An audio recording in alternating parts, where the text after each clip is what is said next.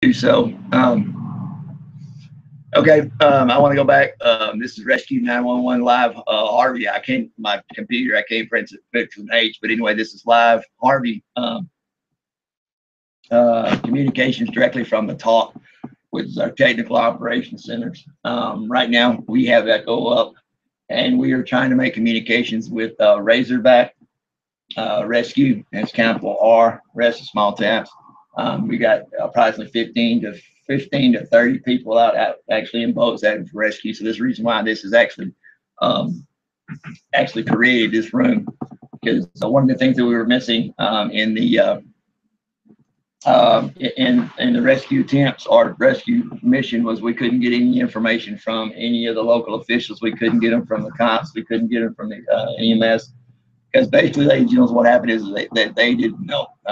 Information was not being disseminated down, and each department was not sharing information. Now, like I said, I've been there. I went in on Monday. And anybody that shares this, please, if you're not interested, please share the link before you go, because I need to get the word out to people. I actually want to get into the Texas New Studio. If you guys can hook us up with the link there, they don't let you post the link, but like I said, we need to get some word out to people, and that can actually help us with logistics, giving us news and feedback, so we can get that information to the people who are live in the field. Right now, currently where we're at, just so you know, on a brief update, is that we got Beaumont right now issued emergency evacuation order for their low-lying areas. Now, Beaumont was rescued. We went into Beaumont to rescue some people on Tuesday. The water was bad at downtown from College Street. You would go south from College Street, and everything was flooded down there. But when you went back up north towards Wilmington, it wasn't. However, the fact is, it's changed because of the flooding water the water that's coming up from up north. Every dam from Beaumont up has been released. They're running at full capacity. I'm in Huntington, which is right north of Jasper. You can hear that we've got in the background. You can hear we still got emergency vehicles heading that way. Fire department, all individuals have been called to the scene in every surrounding county. And also police officers have been called as well to come down there. And like I said, we have opened up a communication center. Here's the things that I want to spread out to my guys. Number one, the Nature's River is on the rise. They expect anywhere from like 5 to 15 feet to come back in. So in other words, if you're riding around in the water and you see your water is receding, then don't pay attention to that. You need to go back, stay where you're at, or maybe take a couple of days, go back and visit friends and family, or get you some good rest, because it's coming again. Because I just got Irma is in the Gulf as well. It's a cat. It's going to be a Cat 3 by the end of the day.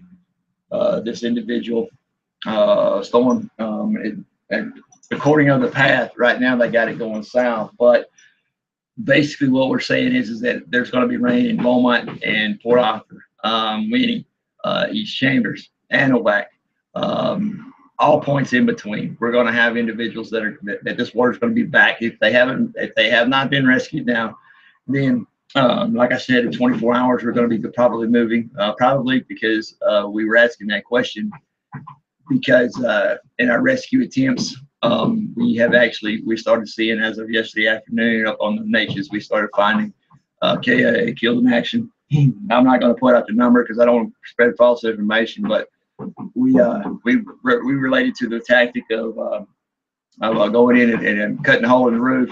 We had an axe and a sledgehammer. We were finding a lot of people that were dead in the attic. That was significant because the fact is, you knew that once you broke through the roof, you could smell them in there and you could see it as well. But we were instructed to leave them as they were and just go ahead and get the other live victims out, and they're going to come back through with search and rescue once the water or recovery when the water receded. So now we've got Viter as well. Viter has issued a statement as of last night that SPSC is on the scene right now. They are evacuating as we speak the animals, basically horses and cattle and anything they can find with 4 legs.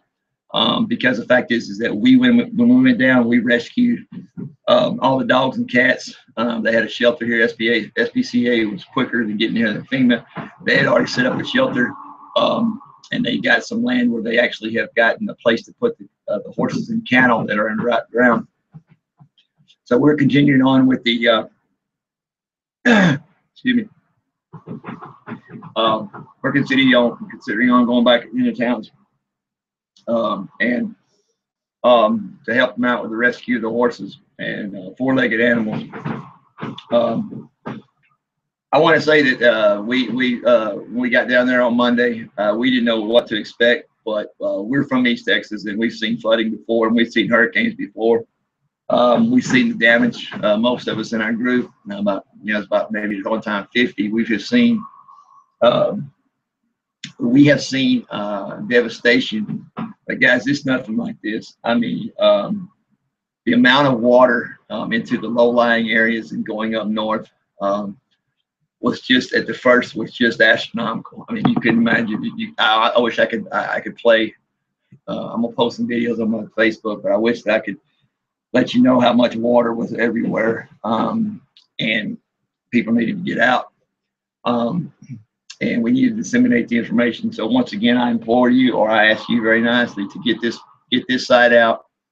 And the reason why is because not to hear me, but if you know of anybody that can contribute to rescue or search and rescue, if you currently know somebody who's out in search and rescue. You hear another siren going and search and rescue, or especially if there's somebody down there and they're looking for places to get in. This is an excellent site because we've got it up for us to talk about the Technical Operations Center. I have 2 sites available right now. They're both on Echo. One flag is Wolfpack Rescue. So it's separation between each word, and every start of the word is capitalized. I'm sorry. And the other one is Wolfpack Rescue, which is directly what we're talking to, and I'm actually talking to individuals on radios directly live from the situation. The reason why we put this up was because of the fact is that we were lacking communication from the local authorities, from DPS, state troopers. Nobody knew what was going on. So in other words, when we pull up and they said they needed people in the area, they didn't know where to send us. So we had to utilize our gumption, and we had to actually get a lap so we could see the pings where people were calling 911. So we used that. However, the fact is that we really couldn't get to a lot of people because before we could get there, DPS, the Department of Public Safety here in Texas, stopped everybody that was coming in, and they wouldn't let them in. So we were in a dilemma. We had a call from the governor. We had a call from judges and county members and city council, and all these individuals were calling and begging for help to show us where we were at. And DPS stopped us and said, no, you can't go in there. So that was one of the issues that we went on, throughout the day, starting on Monday and all the way up to Thursday. We still got rescuers down there. This event is not closed. The news has moved on. They're coming in every once in a while and giving you updates. However, those updates are incorrect. This is fake news. I mean, it's not fake news. It's just news they don't know. And basically, it's hearsay. They're reporting on what they hear because the fact is there's no news broadcast, no matter what you say, is actually in the areas that are affected. So KSU-9 here out of Houston, they showed up and they brought a boat, and all the crew got on the boat.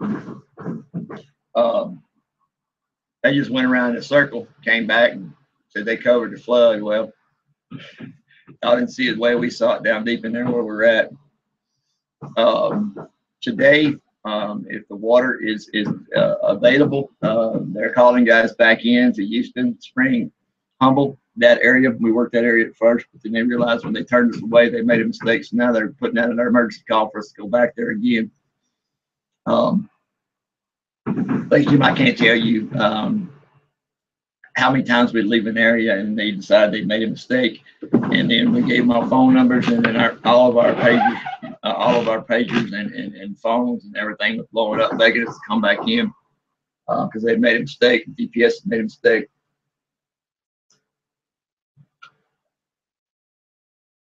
DPS had made a mistake by not letting us in. So what we did was that we just found another way. Yeah, we pulled down some fences to get to the waterway. Now we went through some shit that we probably get arrested for the federal government, but we need to get in the water.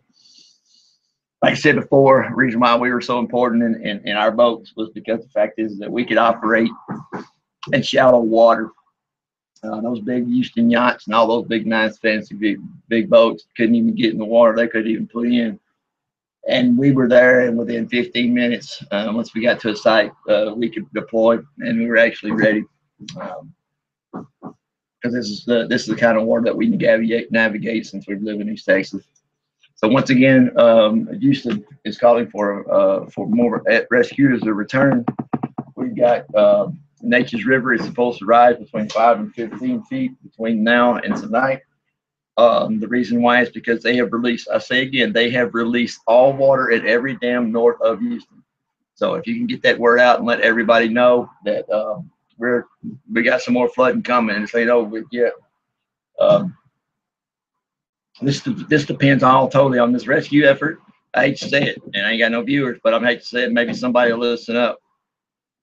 We need individuals to get on the YouTube, get on the Gab or Gab or whatever you can, because we need to get information to these individuals that are on the ground. This ain't over yet. They make a choice right now whether to stay put, and they've got, if they're in shelter, stay put in the shelter, because Irma's coming in.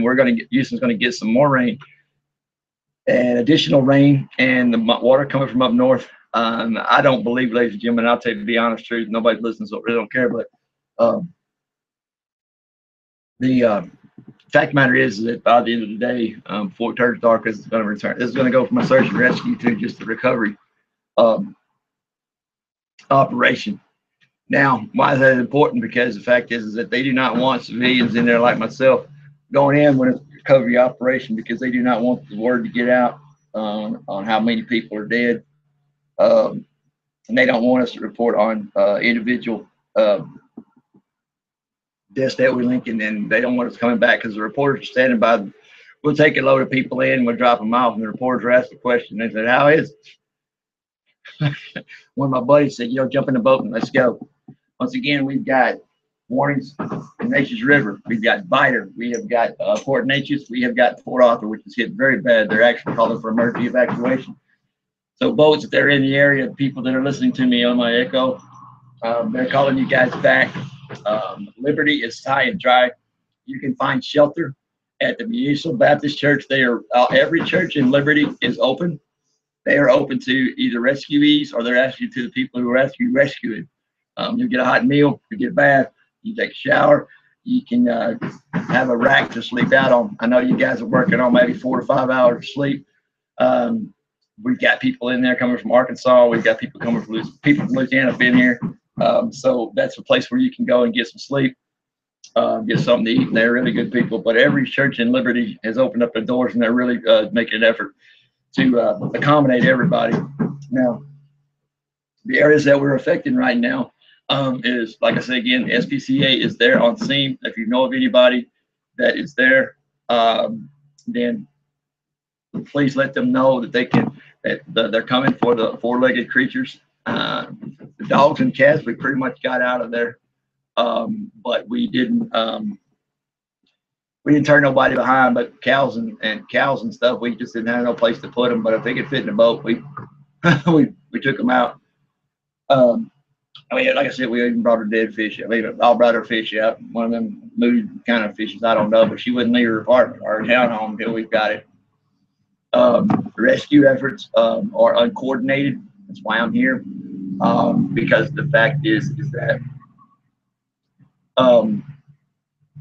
each department is not transferring their information. So, for example, the county sheriffs is not sharing their information with the constables. The constables not sharing theirs with the DPS. You really have no consolidated message going out to individuals based on the current facts that are actually going on. And that's a sad shame because we're spinning our wheels out there on the ground. Because the fact is that they can't direct us where they need us the most. Um, I implore you, every individual, to get on here on Google or get on YouTube, because the fact is that we need to get this word out, and I don't know what else to do. I've been in there since Thursday, and we recognize, all of us recognize that we need to set up some kind of communication system um, for these individuals, so they can actually do some help, do more good. If you talk to individuals that are there, you can see that that they're getting discouraged, because the fact is that nobody is telling them where to go. It's frustrating when you know you got pings on your cell phone, you can't get to them, and so we need to get the word out to the governor or whoever we need to get it out to let these people in. Uh, so uh, like I say, thank you guys for listening. Hey, thanks, Don. I really appreciate that, bro. I hope that maybe you can get in the chat room over there to TNS. I'd like to get them involved. They spread a lot of good. They spread the news, and that's what we need. And that's something that I'm trying to do, because it's not that I'm trying to gain attention or whatever. What I'm trying to do is I'm trying to get word to these people that are out on the water and set up a communication center where they can call in. I have my scanners going. I have both computers up. I have direct transfer of information to the people who are out on the water. And like I said, people, this is time sensitive today, because the reason why is that today, after 24 hours, and I'm expecting tonight, this is going to go from a search and rescue mission to a recovery mission.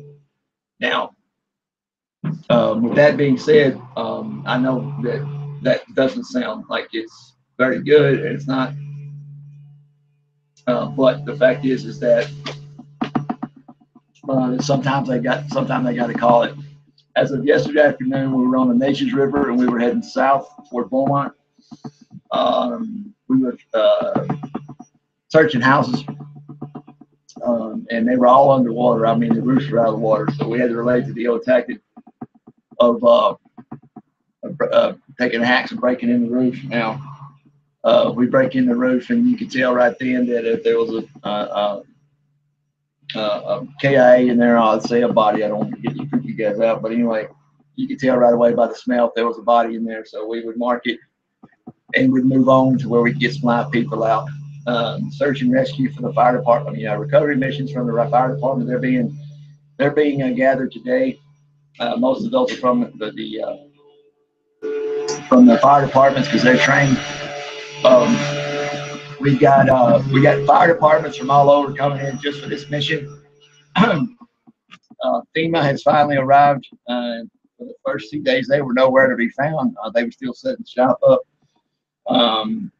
National Guard finally got there on the scene. Yes, 2 days, Thursday, on Tuesday.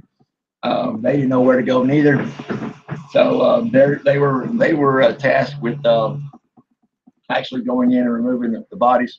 It's kind of a deal where they didn't want to see the press. They didn't want to show the press when we were starting to drag out people. So National Guard would put them in those deuce and a half, throw people up in that deuce and a half that were passed on, and they would go into another secure location where they wouldn't let the press unload these individuals. I do not know. I cannot give you at this time a current death toll. Because the fact is that, ladies and gentlemen, basically they haven't gotten that far yet. All they're doing is that the news that is on, you see on your TV, is wrong, because they're not giving out precise numbers, because the fact is they do not want to cause a panic, or they don't want to cause people to start investigating this matter, so finding out what actually went wrong while we got so many people pass away. But I can tell you this right now, I haven't been there. it's going to be bad. I don't know. I'm not even going to predict the numbers, but I'm just going to let you know that whenever I hit my boat, hit the water, and I pointed it either south or to the north, there wasn't nothing but water. We have a hard time. We have a hard time navigating in the cities because the fact is that all the signs, street signs are over the street signs, and all these advertisements these restaurants have.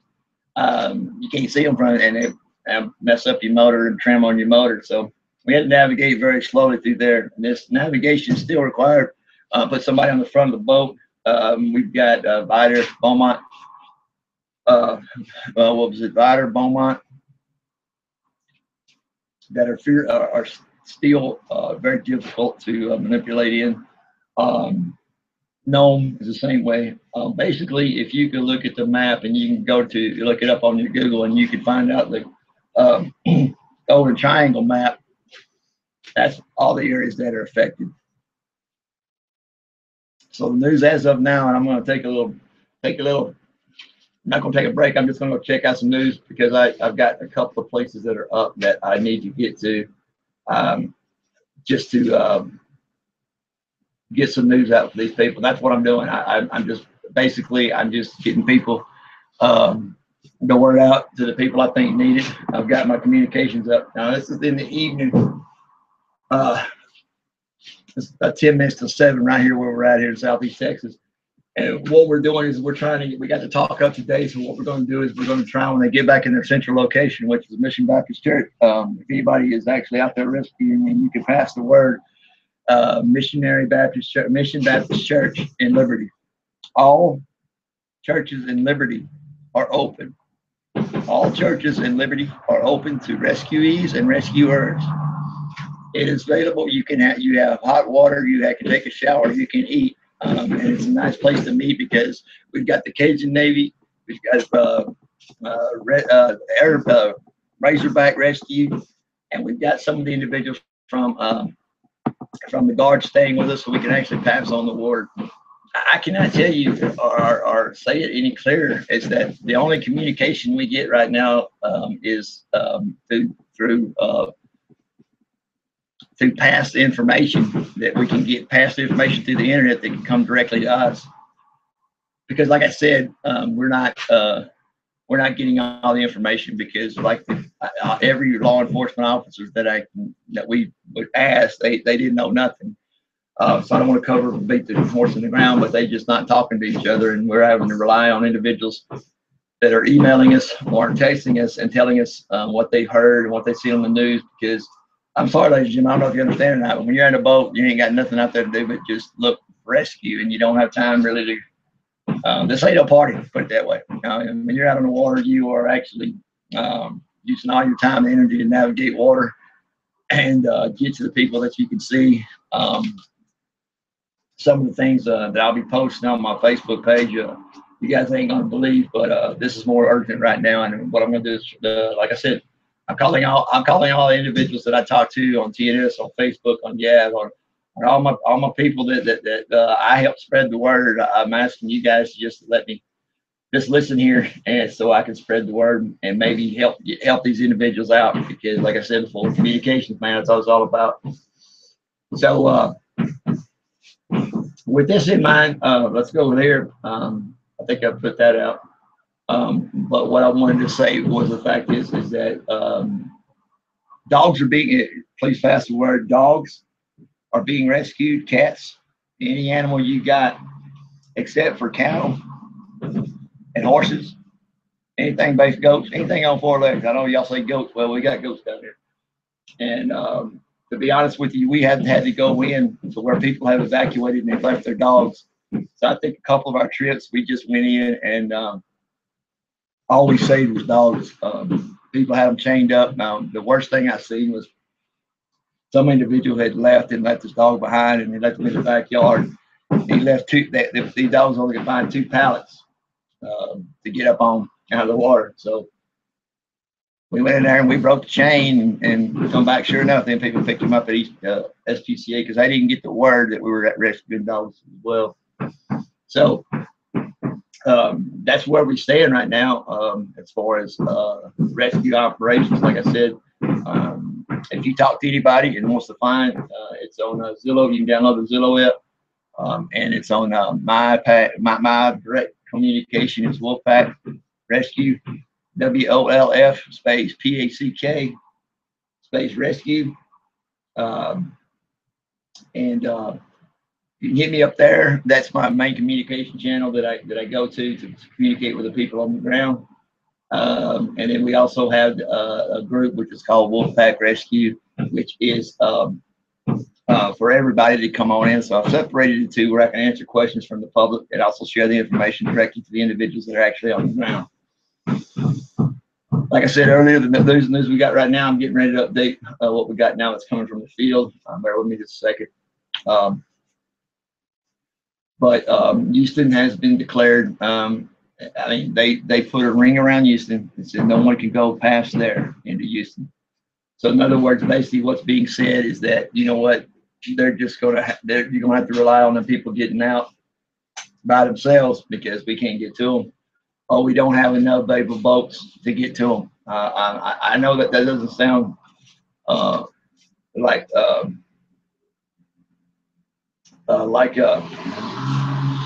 good answer, but you couldn't get to them because it would take us by the water. You couldn't actually get to them by a boat because it was just too far away, and you had to navigate between rivers, sloughs, and bayous. I know y'all don't know what that is, but anyway, navigate through those. But the problem with that is that with all the water individuals that were from this area were used to running those boats up and down these rivers and bayous, and you couldn't really make a determination out of it because the fact is that it was so out of the banks.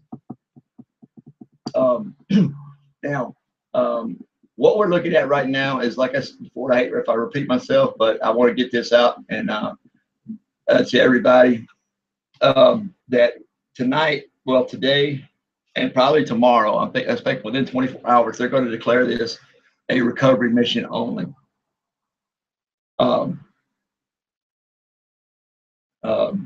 Now, we're not going to be able to help with that very much because, like I said, I'm sorry, guys. I'm trying to type. I'm trying to get more people in the room to help me out here.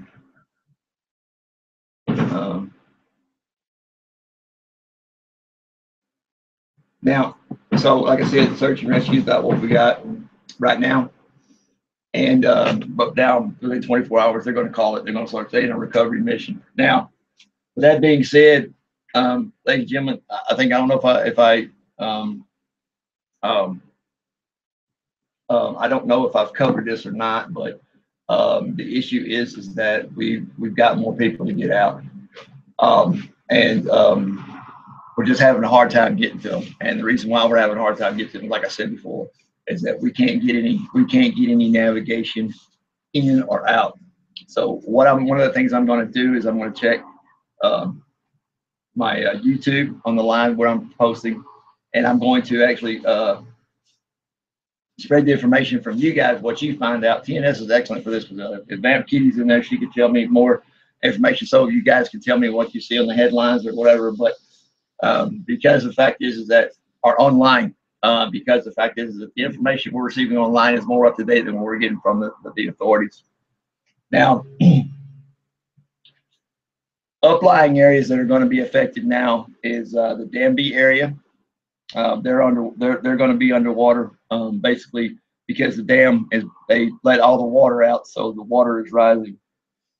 They predicted just in the Danby area, which is really close to Jasper, when they open up those floodgates, that 3,000 homes will be affected. That means they're going to flood. Sam Rayburn. I live north of Sam Rayburn, so when they release the water, I'm gonna be okay. So basically, what I'm saying is, it's based on location and how bad you get it is, but everybody's getting something. Now,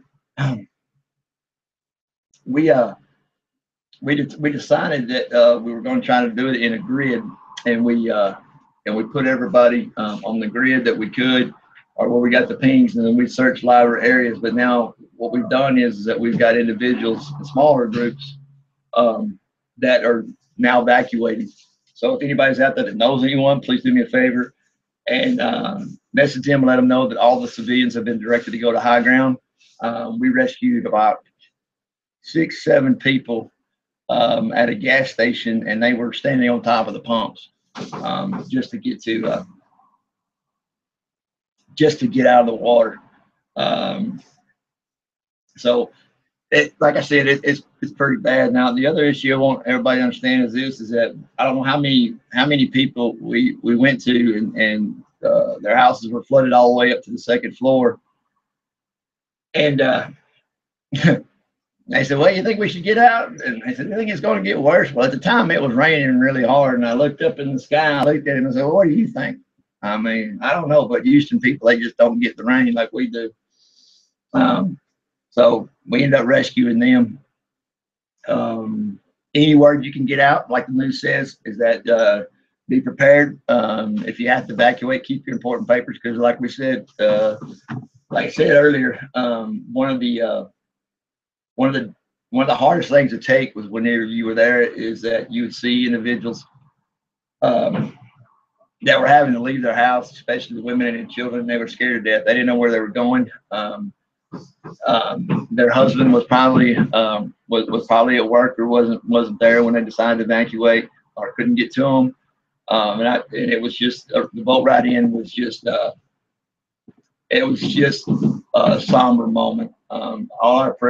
Every prayer we could say, we said it on the way out, we said it on the way back in, because the fact that these people were actually being affected right in front of us, and all we could do is, when the boat ride in, is keep them warm, give them some water, and kind of give them information where they were what we knew where they were going and what it was all about. I had a guy in one of the I had one of the guys got in our boat. He was very skeptical. He didn't want to leave, and where he was at, it was really bad. The water was rising pretty fast. And I told him, I said, sir, I said, I'm going to sit here. I'm not going to wait on you. I'm not going to talk you into it.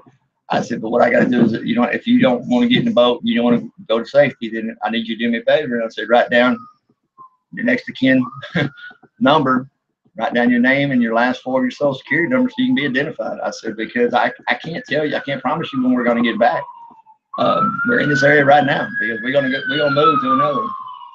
Y'all hear me right now. Y'all can hear the sirens, so that tells you that I'm pretty close to it, but I ain't right on top of it.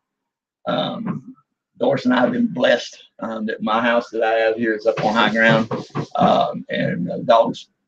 We got a kennel out there for them, but they're all on high ground. But all this rain and everything, Mama's just left them in the house. Which, I don't know if you understand that, but dogs are part of our family around here. Now, I know we've got issues in North Korea and all those things. I just hope and pray that people don't forget about us, because it's actually bad, and it's getting worse. And I know everybody thinks that, it's sunshiny now. You can see them riding around the boats in sunshine, but all that time, the water is rising, okay? It's 10 feet high and the water's rising. I don't know, but anyway, and it ain't looking good because we got Irma now. Now with Irma, what you guys don't understand is that if it drops 2 inches of water in Huntington, I am predicting, based on what I've seen, that there ain't gonna be nothing left in Houston. We're gonna have to rebuild at least 75% of the city. You can't fathom that. I know that we try to relate this to people, and they just won't understand. So the only thing that I can do is just try to get the word out and help people spread the word out, so they can get on the social media and spread the word to the people in Houston. Also, for the individuals that are listening to me from my rescue stations, all in Liberty. I don't know how much of the news you got, but please spread this on to your guys that are coming in from rescue, that this might be the time, since the government's going to take over for the next couple of days, it looks like, for recovery, that you might want to go ahead and get back home, get some sleep, get something good to eat, get warm, and mainly get some sleep, because y'all know we don't get no sleep. But anyway, get some sleep and regroup. Um, Go ahead and check out your motor, check on your boats, because I predict in the next 2 days that they're gonna call us back because of this hurricane. And it really doesn't have to hit straight on. It's just anywhere that Houston's gonna get rain. Galveston and Corpus Christi, to be honest with you, where it hit, they're not in need of any assistance. Their city came all together and they prepared for this. They prepared way better than Houston did, and they took care of their own basically. But like I said, when we got to Houston, we had individuals that really didn't know what they're going to do. Now, like I said, once again, getting a blast again. We've got we need people in Vidor, we need people at East Chambers, we need people at Anahuac, we need people in Beaumont, and they're going to extend. Say again, they're going to extend the rescue efforts till after dark for 2 hours. And right now, I can confirm that they are now. I'll give you the coordinates of the people that are on there. Is that they're called a martial law on the southeast side of Houston. So in other words, if you're there and you're getting what you got? What? Oh, I'm doing okay. I'm doing okay. So they're starting to declare martial law in certain areas. Now, keep in mind when you're spreading this information that certain areas you might be going to martial law, and next town over it's not martial law. So they have not declared. I was thinking they have not declared martial law in all these affected areas. Each individual city or county is determining if they want to go there or not. However, the fact is that I will confirm and I will report that you've had massive looting in these areas that I'm reporting on, in Vidor, and especially in Vidor, and also a little bit on the north side of Beaumont. So some of the boaters that went in, we were advised by the, we all got deputized basically. And they said, if you're carrying, show it, because the fact is, if you get shot at, shoot back. So we did experience some individuals that look shady or whatever, but the fact is, I was carrying, and I put it out on my shoulder weapon, my shoulder harness, and everybody knew that maybe they shouldn't mess with me or whatever. So we went to status that changed because they went just from my evacuation. Somehow they went to emergency evacuations. Now, I don't know what emergency evacuation is from a mandatory evacuation. I don't know. I mean, it doesn't sound as bad, I guess, but we've had news stations that are there that, like I said, they can't get a handle on this. Yes, I'm just telling you, man, the devastation is so bad. And I've been through Katrina, been through Rita. And I've never ever seen the devastation that I've seen here. Now, I'm not going to talk about trees blowing over that bad. I'm not going to talk about power lines down. What I'm talking about is the most serious issue that we have in this area right now, in the Houston area, is it's flooding. The water is what is actually causing all the problem. They are, as I said, dealing with the water. And let me explain it to you. Is that in 1 hour, this area may be only 2 inches or 5 inches underwater, but you go down and you work another area, and then they're calling you back to the other area because the water is being released from up north, up above. This is unprecedented. They have never actually opened all the dams on the Neches River or the Trinity River. Now, these two individuals go directly into the Houston area, and they contribute to the flooding, and because those rivers are already overbanked. Neches River is already flooded. However, they expect it to rise another 15 to 20 feet by downfall because of the raging waters coming up from up north. And the issue is that no one predicted this water coming from up north. I think what everybody was concerned with was the amount of water that was going to hit them directly, but they didn't realize how much water they were going to get from up north because these are flooded areas. Jasper will be flooded if they open the Sam River. and it has already opened up this morning. So we've got individuals that are up north of Houston, and I'm talking 2 hours north of Houston, that are actually either flooded or they're getting ready to flood.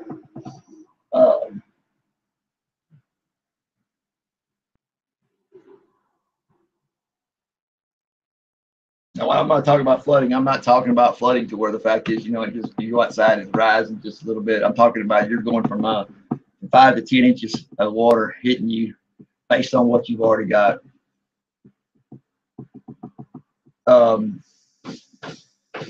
So what the main points is right now is that we are looking at the Cat 3 right now. We are looking as anybody would be if we're going to get any water in Houston. I don't believe it. I don't know. I'm looking at the tracks right now. You guys can probably disagree, but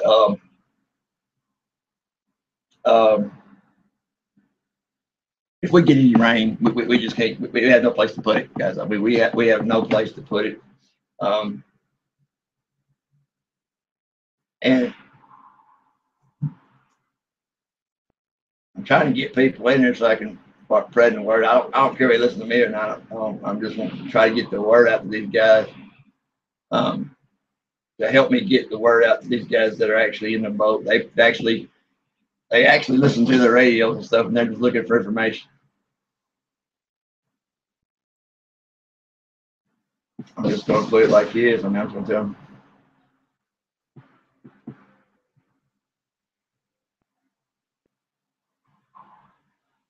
So, like I said, right now, where I'm at right now, it's sunshiny. It's hot.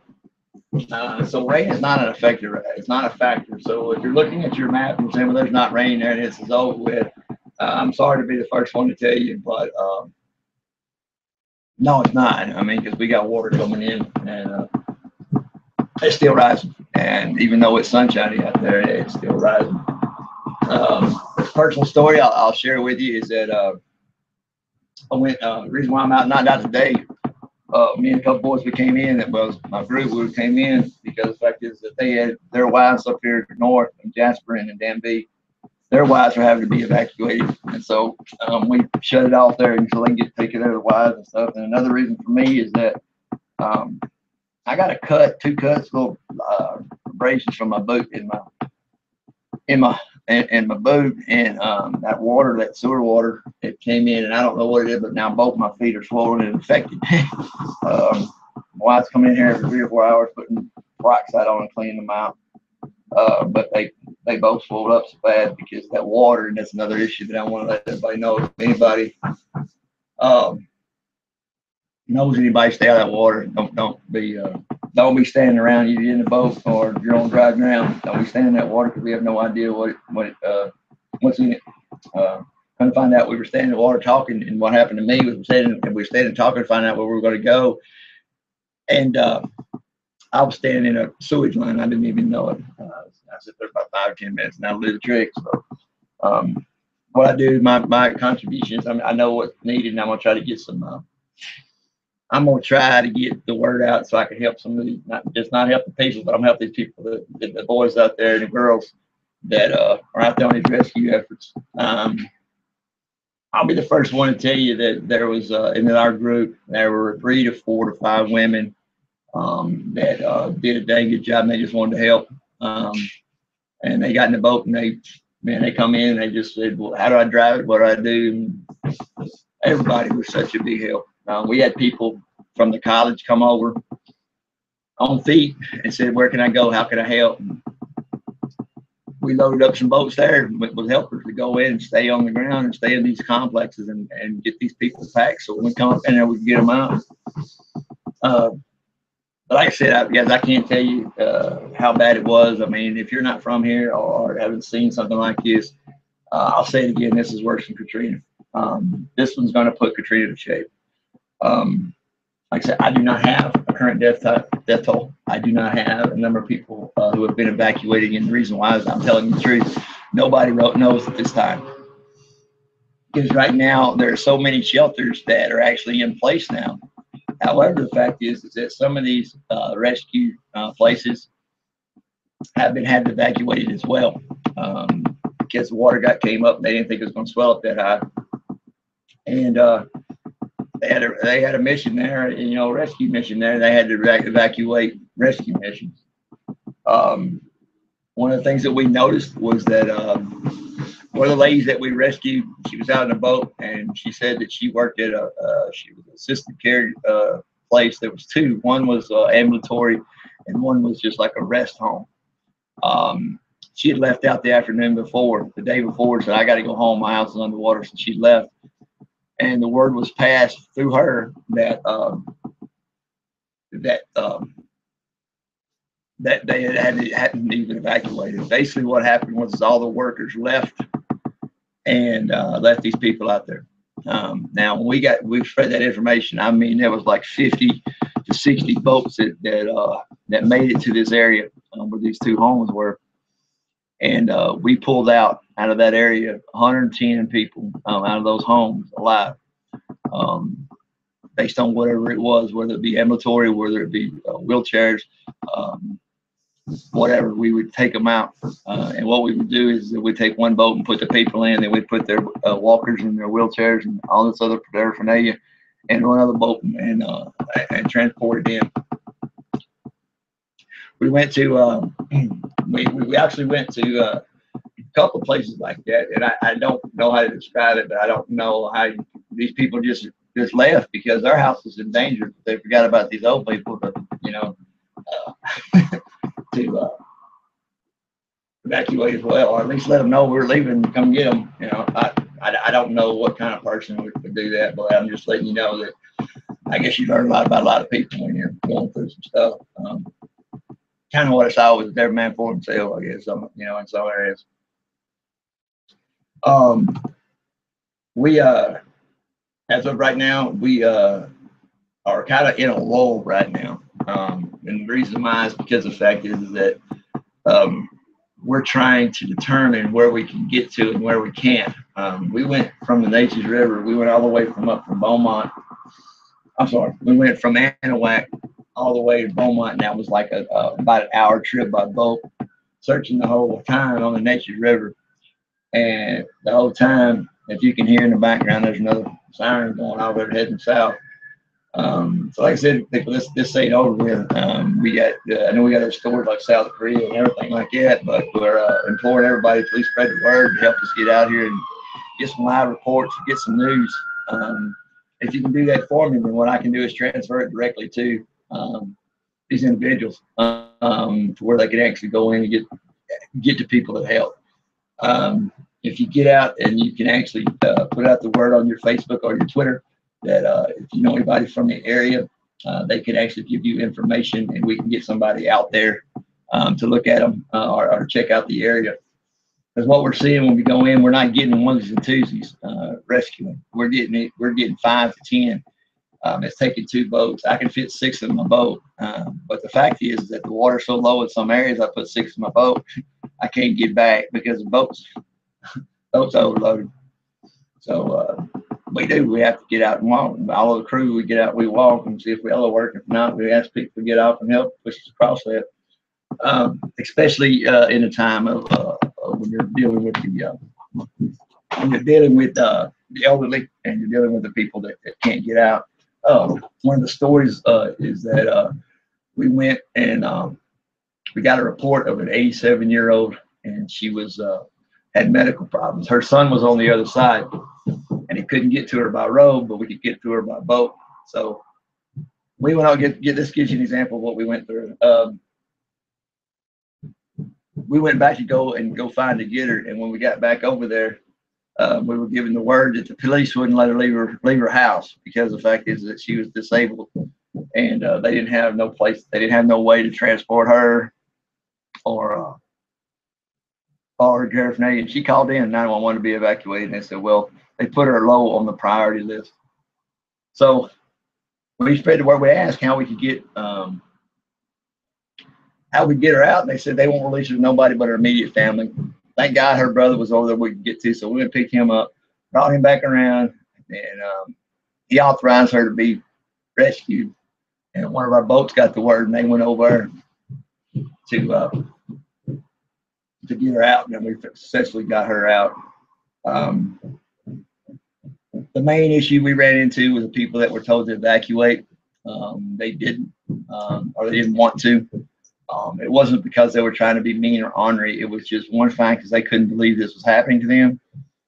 And number two is everything they owned was in that house. That was their investment. And come to find out, a lot of people that were going back, and we talked to them when we were going back, a lot of people didn't even have flood insurance. So they weren't even in a flood zone. So we're talking about places not even a flood zone that's flooded. And so imagine that. So the benefit of the rescue places, and especially I'm going to say again, Mission Baptist and places like that, is the fact is you can get there, you can charge your cell phone. They have FEMA there stationed with you can send in a direct application for your flood damage. They have EMTs. They have a lot of people on site to help with your current needs. We've had some of the elderly that and it's been reported, and we picked up some that they went to the hospital. This one individual, this one man, Jose was his name, he went to the hospital. I took him to the hospital because his blood pressure was really high. I mean, it was high. I don't know the numbers, but anyway, it was high enough to get him to the emergency room. Well, when he got there and he was diagnosed, and while he was waiting, they came out and told individuals that he couldn't stay there. They couldn't take any more in because the fact is they were getting ready to be evacuated. Now, I don't know how many people were in that kind of condition, but they were left to their own. They luckily got back to the mission center and they had an EMT there. And before I left, I went to see about him. He's all right now, but I don't know what would happen about some of these rescue centers and the men and women that man these. They were working on maybe getting 2-3 hours of sleep at night, cooking meals, breakfast, dinner, lunch. I mean, you didn't go without food if you find out where that place was at. And that's how bad it is. I mean, we got rescuers out there that there's no place to stop and get something to eat. When you're out in that water, you're lucky if you got a good breakfast, and you're lucky that you got all the water you can drink. We had to go in to a store, and we actually had to buy cases of water, and they were, I don't know, I won't say they're price gouging, but I ain't never paid no $50 for a flat of water. But anyway, Red Cross came in last night. They finally got here and they started distributing water, and they started distributing cots, bandages, and things, medical needs, which is well, they were well needed. They showed up right on time, because the story is that, you know what, nobody can get to people who need it the most. That's the problem. That's the frustrating thing, because we could see all these pings on this app and we just couldn't get to them for one reason or another. I cannot say it. I can't stress this point enough, is that one thing we were going through, and this kind of gives you an idea of the operation, was that we had the government. I don't know which branch of government it was. They were in civilian clothes, but they were all decked out. They had communications gear. They had satellites. They had everything, and they parked their truck in that area where we were launching. Kind of find out they were working with the helicopters, and they were doing a little bit better job than we could do. But the issue was they had these darn speedboats, and they had these big skeeter boats, with a big fan in the back. What they were doing is they was running up and down this one point where we couldn't get to. We only had two canals. We had basically two ditches with water high enough we could go down. And they didn't pay attention to none of us in the boats or nothing. They just kept whooping by, and they were bringing up a wake of about 4 to 5 feet. And they were swamping us. We tried to get them to have them launched from some other area, and I don't know how many boats got turned over by the feds. They all had U.S. government, license plates and government rigs, and they wouldn't listen to nobody. You couldn't tell them where to go get people. They wouldn't cooperate with nobody. I guess that says a lot for the government. But it was brought up last night when I got back home late tonight. I finally got home. And I watched the news when I was laying. I had to go get to bed, guys. I mean, my feet were swollen up so bad, man. took me a bath, and I got into bed. Finally got to relax. I turned on the news, and they're saying Fox News was saying that they've already noticed that these people were just treated like cattle. And I can attest to that is true. These individuals who were elderly, who were disabled, and basically frightened out of their lives, scared to death. They were forced to get up on a 2.5 ton. They were forced to get on a deuce and a half. And I don't know if you guys have ever been up on a deuce and a half, but that's some guns right way out off the ground.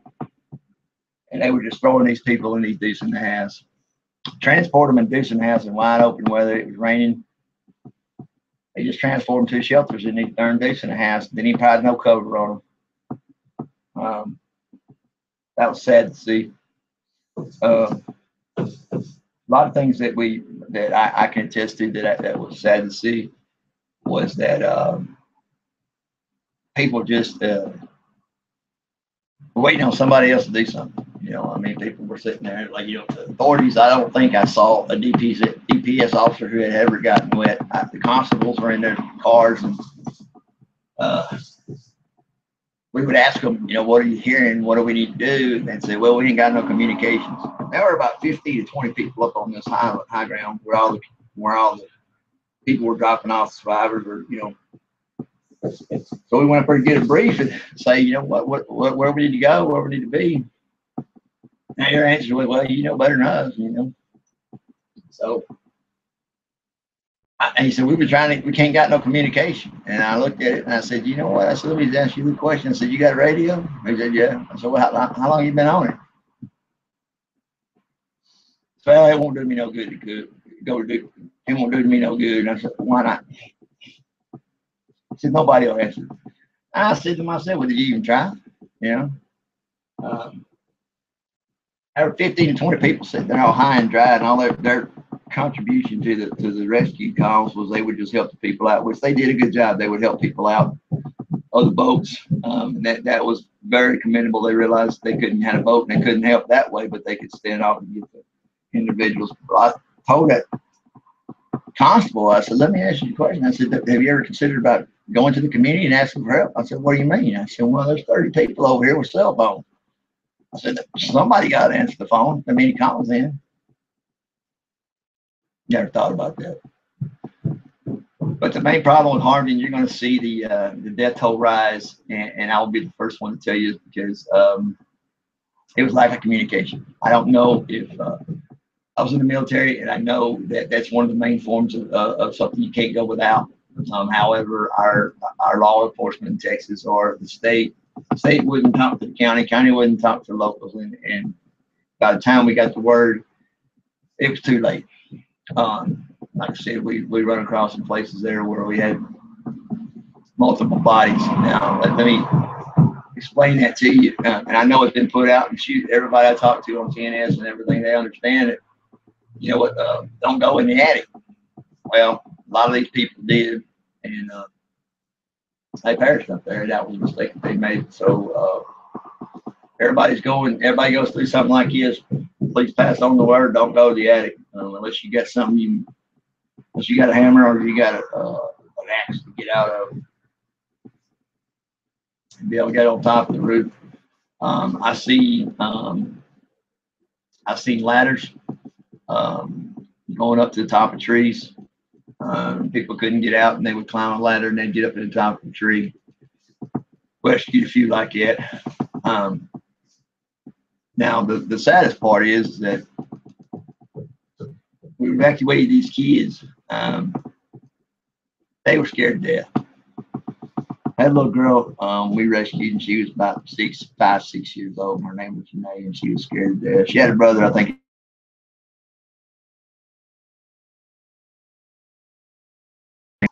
And he didn't let go of her hand the whole time. We got her in the boat, and she was shaking, she was shivering, Lord, I know she was crying. I was asking myself, what can I do to make it a little better for her, I just came up with it. I said, you know what, baby, why don't you come sit by me? She come by there, and I go to go. And so she'll sit beside me, and She was scared, and I said, you know what? I said, you scared? She goes, oh, yes, sir, I'm scared. I said, well, what you doing later? I said, I'm gonna help me driving this boat. She looked at me, and she looked at me like I thought I was lying to her. I said, come on, sit in my lap, baby. So she sat in my lap, and we drove the boat back. Well, she thought she drove, but I'll never forget that look when she got off the boat and we got her to safety. She came over and told me in the water. She waded all the way out there. She came over and told me, she said, that's the first time I drove a boat. I said, well, I said, you're pretty good. She goes, I think I'm going to buy me a boat. I said, well, you know, I said, I think you might want to buy a boat. You're a good captain. But anyway, to see a kid going from tears and afraid to death to get on the dry ground and know that he or her was going to be saved, and see that smile come over their face, I guess that's worth something. Hard to see an element of people that are I kind of thought they were forgot, and people come in there and rescue and see their faces and see what good we did. I guess that was all worth it. So this side is going to be pretty bad. We got Beaumont, who is still rescue operations till 2 hours after midnight. Anahuac is used to the area. You need to be off of the boat. You need to be on dry ground by dark. If you were in a martial law area, which they're determining right now before the night, which is going to be martial law, best thing you can do is get off the water because the National Guard and we've got state troopers, we've got all kind of government authorities down there, and they're going to be ordered to shoot on sight. The looters. A little story about that. We were trying to get into a special site. The leader of the convoy riders, he was a little redneck. He was ready to help, and he was tired of the BS, so he stopped. DPS said, well, you can't go in there. He said, well, why not? And he told the reason why there's water in there. He said, I got a boat. I got water. I said, I can get in there. All I do is get close enough to water. I can lock my boat. No, can't go in there. They said, I said, well, who's that? He said, well, come from higher up. I said, well, who's higher up? Of course, he couldn't tell me. But anyway, in this county that we were, it was in Houston County, Harris County, I'm sorry. Word came out, a massive broadcast came out from the Judge Liggett was his name. And he issued orders to every law enforcement officer at that time. He said, let them boys in. We need help, let them in. Well, I guess DPS didn't get that message because the fact is when my leader decided that we were going to go in, he pulled his 9mm and was going to shoot him in. I was like, really? You're going to shoot somebody that's trying to help? So you got guns pulled on you from the DPS, Department of Highway Safety. Not to mention the fact is we went into an area, invited that told us, look, if you're carrying, let them see it. You know, these people about here, they rednecks, they'll shoot at you, you know. Or the main thing they were trying to do, people and looters, what they were trying to do, and it's been documented, is what happened to us. When we first got there, a lot of people getting shot at by people that were saying they need to be rescued. And when they got to the boat, they pull a weapon, tell you to get out. They wanted your boat, so they go steal your boat. And then they go to all these places and start looting. Yeah, that's how bad it is, people. I can't believe that. So that's just some of the stories, and this is what some of these boys are going through down there. And like I said, the sun came out, and we're all in shorts and tank tops because everything's going to be wet anyway. I seen boys out there that were just, all of us, I guess, we just didn't mind us getting wet. We done gotten wet so much it didn't even bother us. We didn't notice the rain. What we did was that, you know, we got used to the rain. When it started raining, we thought we had a problem. We looked up and wait a minute, well, then we on the boat in certain areas where the sun's out, it's hotter than hell. And next thing you know, you look down, you're sunburned as hell. That's why one reason why I don't put myself on the picture, because I'm burned as hell.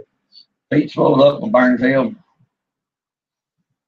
But my wife made me. My wife was really good, and the thing about it, I think maybe we should address here is the fact is if you have family members and you're going to the rescue, you need to advise these family members that you know what, look, that a man out there or a woman in a boat that's in a family, they can't do nothing to help you there. You need to have some resources to be able to know when to evacuate. You need to be able to know how to operate when the lights are out in your house or whatever, because it's not it's not being mean or whatever, but the fact is if you have to prioritize and your husband or your wife is down there saving people's lives, the least you can do is learn how to survive a little bit on your own. I mean, because it could get worse. Your house can be underwater.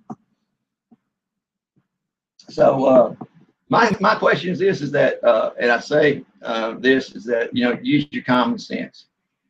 Now, this is one of the things that we didn't that these people didn't cover, and I'm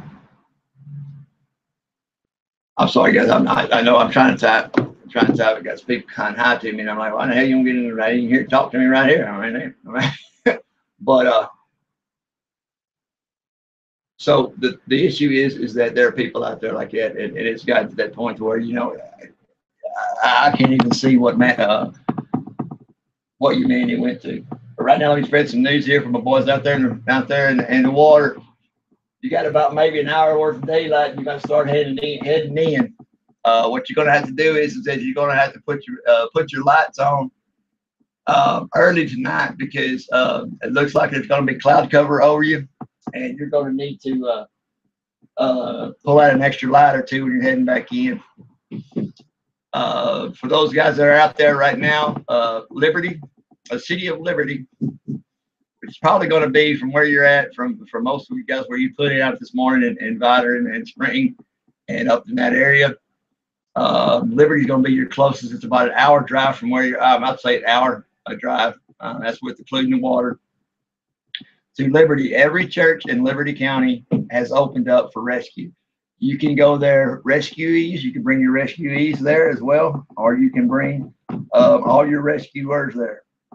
You have, and they have plenty, and they're such good people that when you get there, you got a hot meal, you got a place to stay, you can take a shower, you can shave, and you can kind of get with a group of people. The Cajun Navy is down there. That's where they're basing out of. My group, Razorback Rescue, they're meeting there.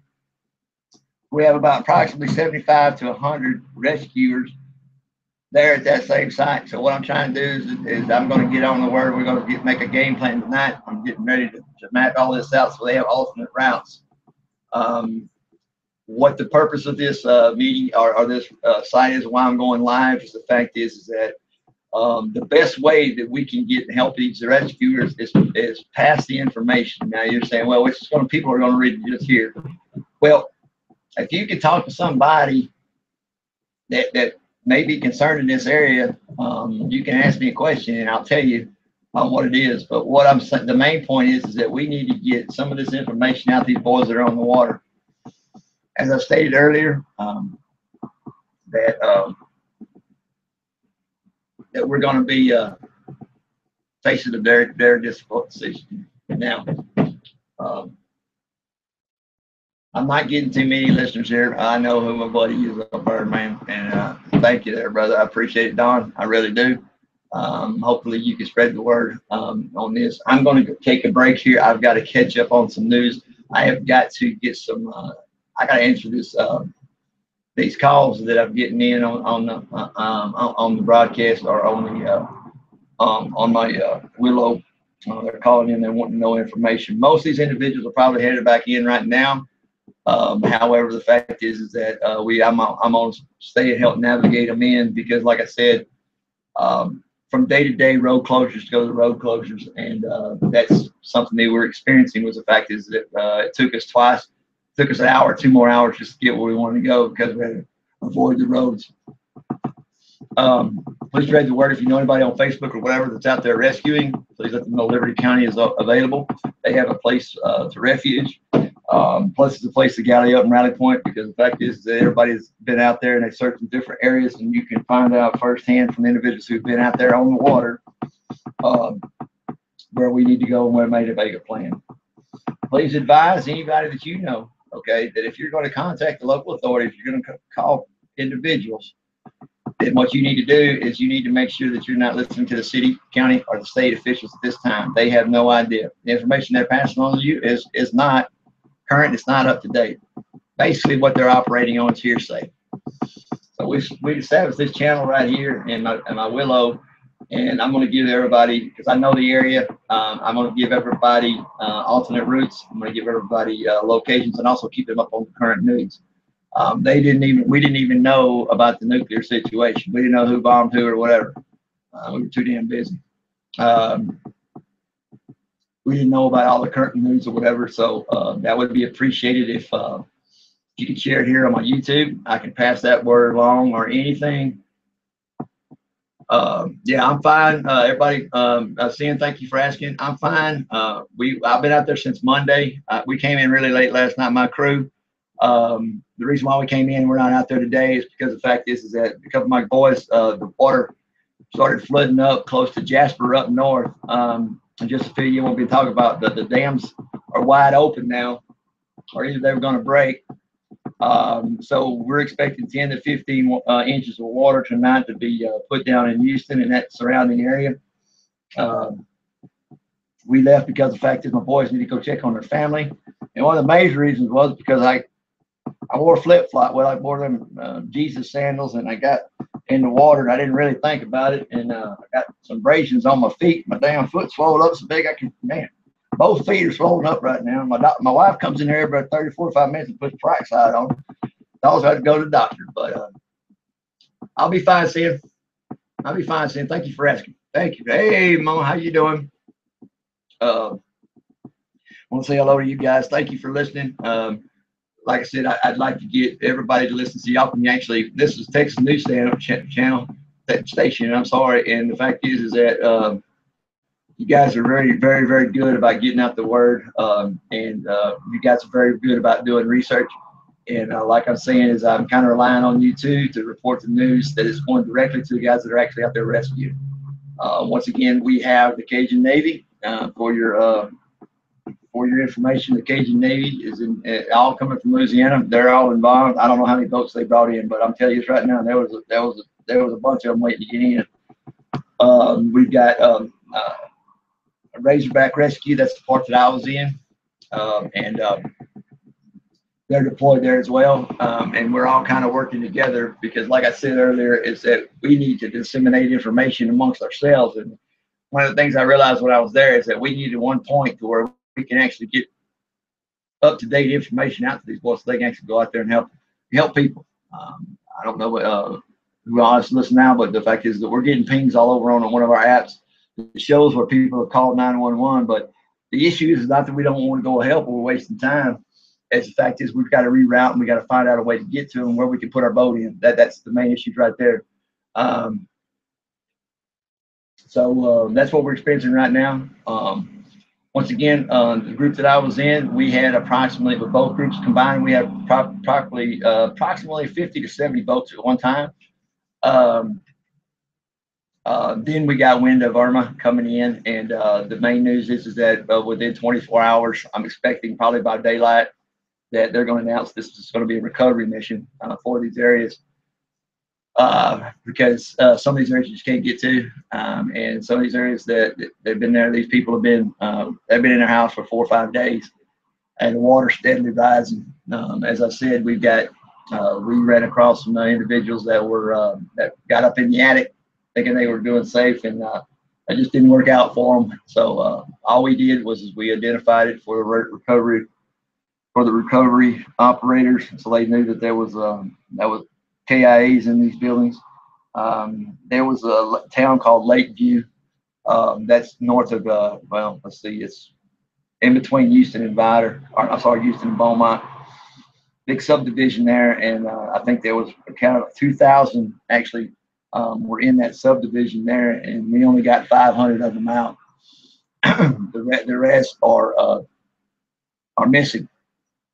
So at the stage what you're in right, what we're in right now, and currently is the stage that we've got going on is that we are not in a pause, but what we are in is that we're waiting for information to get to us because we could or get out so we could save the onesies and twosies. Most of all, what we were looking at is that we would run up across people on high ground, 15, 20 feet of water, and they were taking high shelter. So we'd get a place of high shelter, and we advised everybody to meet in this one place. And your family, everybody meet in this one place, and we can come pick you up.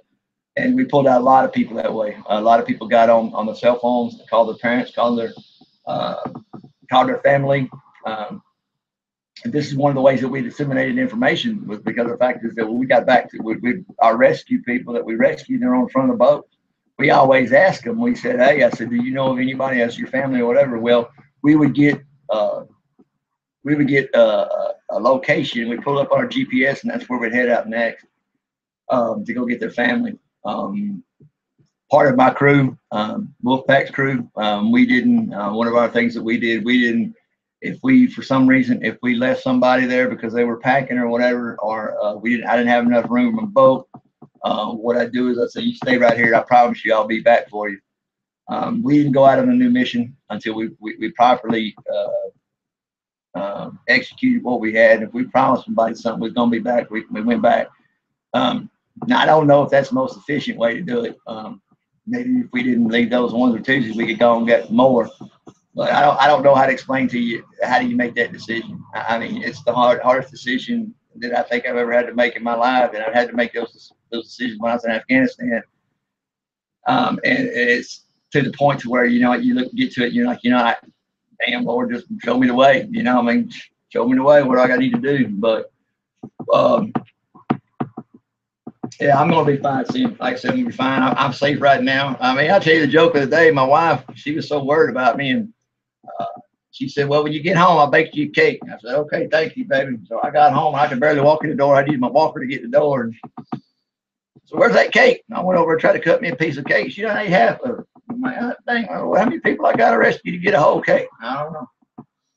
But anyway, the general mood and the feeling down there right now is that not a sense of panic. It's actually somber moment because the fact is that we're starting to come down and realize how many people we pulled out so far. I don't know how many people we pulled out on my boat. I don't know because at the first when we came in, we were pulling out numbers, and I stopped counting it at 30, and that was about half the day.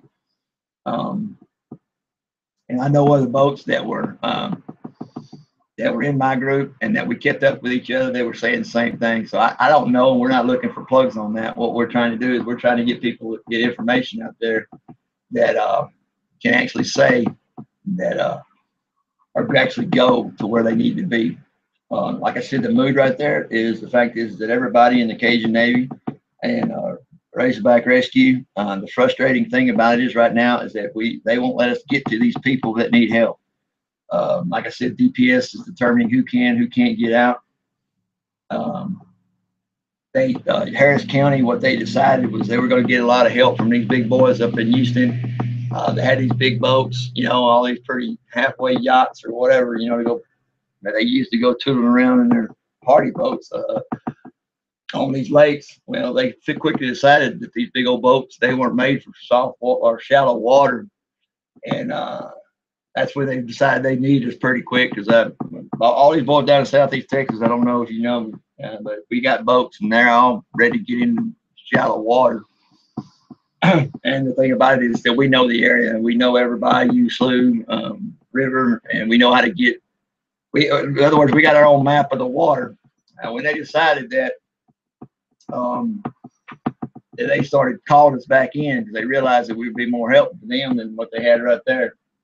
Give you an example. There was a game warden, and he was part of the rescue, and he was coming in, and he come in, he brought some people in, and then they had a big hen party there with all the people that had badges and guns. They ain't got in the water one. Walked around the radio, never talked on it. Anyway, game warden came in, he got pissed. He went over to them head honchos over there. He said, "Look, He said, let these boys in. And they got an argument. They said, you know what? These boys, they ain't dressed right. They, you know, they're not professional. They're not this, and they don't look this way. What? They come in here with flat bottom boats, and, you know, motors 45 to 90. You know, they don't set a good impression. You know, when we come back on the news, we don't even know how to get there. You know, get around places or whatever. That game warden told that boy, he was a deputy sheriff or sheriff or something. I don't know what he was, but anyway, he told that boy right face to face. He said, "Look here." He said, "These boys know more about these damn waters than anybody does. They can go. They know every slough, every creek. They know everything about these damn waters. As a matter of fact, is they can look and tell you what they got before they actually get there." He said, "I know this for a fact." He said, "Hell, I've been chasing them some bitches all my life, trying to catch them gators." But once they realized that we could do a little bit more than what they thought, we were. Identified then, and we were called. I mean, our pages were blowing up. Back for the people begging us to come back in. It's the same ones that had turned us around and said, "No, we don't need your help." They were calling and saying, begging us to come back there or whatever. Well, I don't know if we did the right thing, because what we said was that we're not coming back there because of the way we were treated. I mean, y'all wouldn't let us do no work. We're in this area right here, and we're gonna start. We're gonna do what we came here to do. Like I said, these two groups of boys, they're a lot like me, but the thing about it is what people don't realize about us boys from the South, whatever, we can be enemies for the right, but whenever it comes down to something like this, man, we work together like peas and carrots, and we did. There was no, we put principles before personalities. We were frustrated at the situation.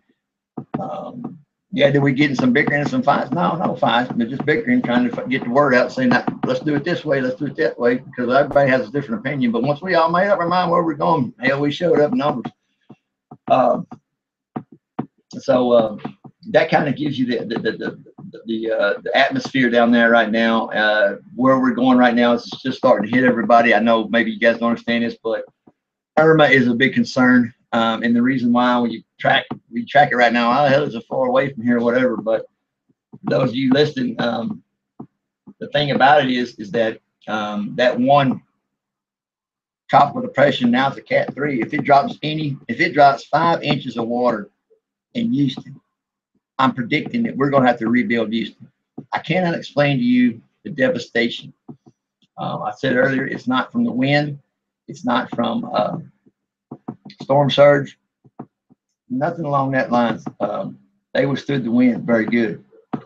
But the fact is that they were not prepared for this type of flooding. There's no way that they expected it. They didn't think they could get that hard, it could get that high. They never seen it. Like I said before, I worked Katrina, and heck, I even went down to New Orleans with my wife. We got some stories from Katrina about what was going on during the time during Katrina. And I'm gonna tell you this right now, guys. I've seen Hurricane Katrina, Ike, Rita, and those were all bad storms. But the fact is, I ain't never seen nothing like this. I cannot describe to you how desperate it is. I cannot tell you the feeling of when you're knowing there and you're going to get people and you realize there's too many people, too many people for you to save by yourself. So it's what we're doing today is we're trying to get together. Everybody opening up this site. This is going to be an operation. Everybody's coming in tonight, but this operation is going to start up straight in the morning, first thing in the morning around daylight. And I'm going to be disseminating information from the Echo. I got direct broadcast for a radio contact with the heads, and I got contacts everywhere. I mean, because everybody's broken down in the groups, and how we've done it is that we've assigned each group a call sign, and what we've done is that we have we're monitoring on the board when they're out, when they're in, how many people they got in, and where they're requesting more help. So we're going to start being able to direct rescue efforts from here, from my talk. This is what was needed. Everybody agrees that we needed somebody to point them in the right direction. These little boys down here, I tell you this right now, all you got to do is you got to point them in the right direction. Hell, they'll get it done. Sometimes you don't want to know how I got it done, but we got it done. Oh boy, when I talked about that DPS, oh boy told us we couldn't go in there. So we went and found us a water treatment plant where the water came in there. We pulled down the gate. We pulled down the gate and went in and got in that water. To the surprise of that DPS officer said we couldn't get in and pull a gun on us, we started bringing people in on by boats. Then he had to do his work and find out how to get people to shelter. We told him so, but he didn't listen. I'm sorry, Jim. I'm drinking tea like you wouldn't even believe because I was so dehydrated out on that boat. The condition of the rescuers right now is that they're tired, they're sore, they're burnt. All they're thinking about right now is saving people, maybe getting something to eat. We're forcing hydration right now before everybody goes out on mission. We make sure that they drink at least 4 or 5 bottles of water going out before they leave out because dehydration is starting to take a toll on the rescuers. The sun is getting to them out there in that boat. To be honest with you, everybody was saying, man, I wish it'd rain again because the sun's brutal. Like I said, I'm asking people from TNS and whatever to spread the word that we've got a talk operation going on right now. We've got live news going into these people, and basically I can get some stuff that you guys can't when these guys report in about what's actually going on and where actually help is needed. And that's the thing, is that I don't think that everybody realizes the importance of getting the word out to these people who are actually doing some work, or actually helping saving lives. I mean, actually out there on the water and pulling people out of houses and trying and figuring out ways to get elderly people in their boat so they can make sure they get back to safety.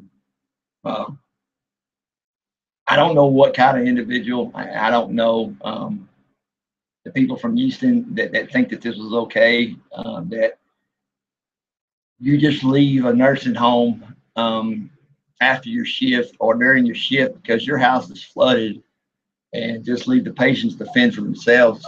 Like I said, that nursing home and assisted home that we rolled up on. I mean, the first boat there, when they rolled up on it, they just put out an immediate emergency call. So we did every boat. So every swinging PP went that way, and we got them out. I think the total we got out that day was 110. That's the kind of information we needed to get to somebody who needed it most.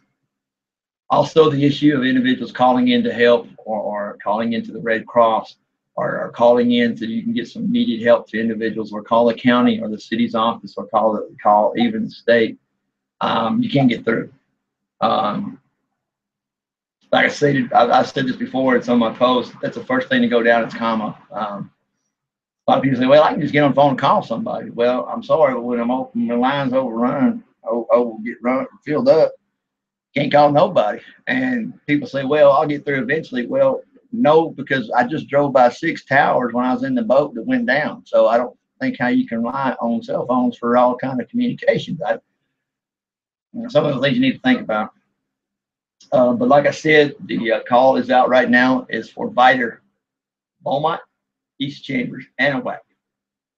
They're calling people back to Spring, Humboldt, and in that area. You can access Houston through Spring. Everybody can go up past the trestles, past that bridge, go underneath.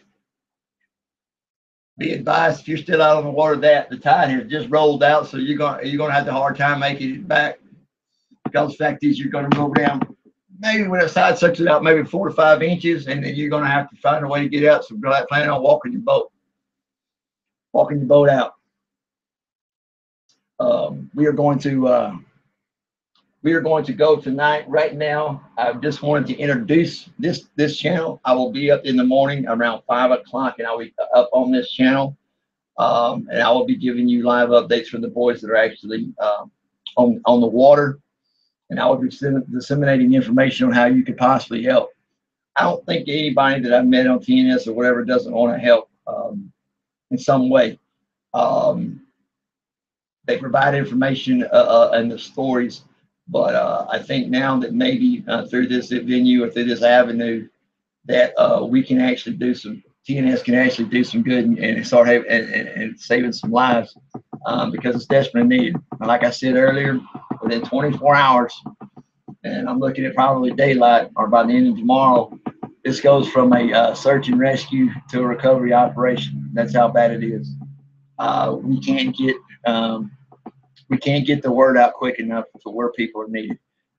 We had basically the information is that we've got boats in the water, people who know how to drive them, how to negotiate all this type of water, and they can actually get to these people. But the issue that we have is we're dealing with governments,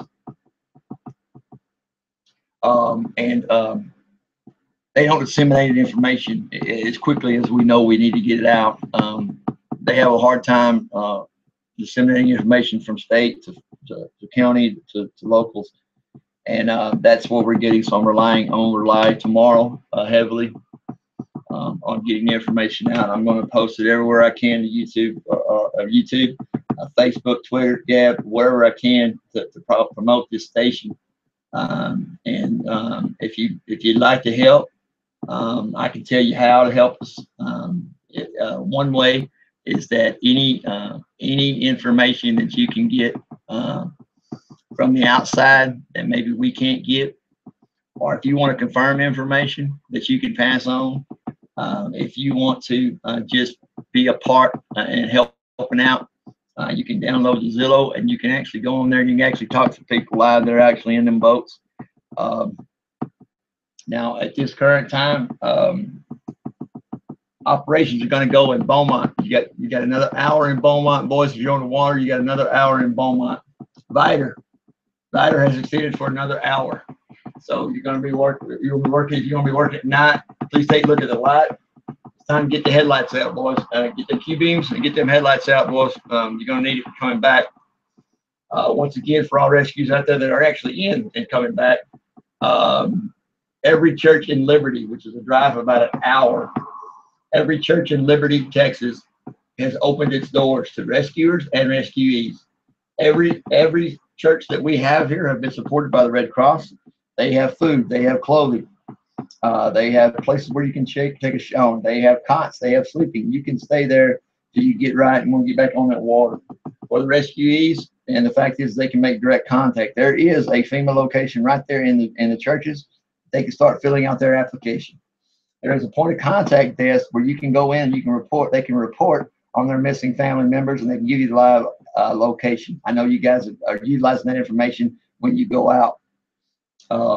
But like I said earlier, is that we've got immediate emergency callbacks for Spring, Humble, for Beaumont. Beaumont will be receiving 10 to 15 inches tonight because they opened up the dams all the way down from Sam Rayburn all the way down. You boys know what that means. So we're going to get a rise in the Nature's River up to 10 to 15 feet.